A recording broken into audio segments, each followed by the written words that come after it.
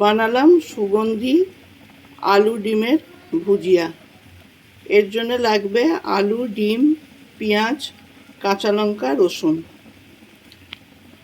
সর্ষের তেল দিয়ে তার মধ্যে আলুগুলো সরু সরু করে কুচিয়ে দিয়ে দিতে হবে। আলুটা ভাজা হয়ে গেলে তার মধ্যে রসুন, কাঁচা লঙ্কা, ধনেপাতা অনেকটা দিয়ে আর পেঁয়াজ দিয়ে ভালো করে নেড়ে চেড়ে তারপরে ডিমটা দিয়ে দিতে হবে।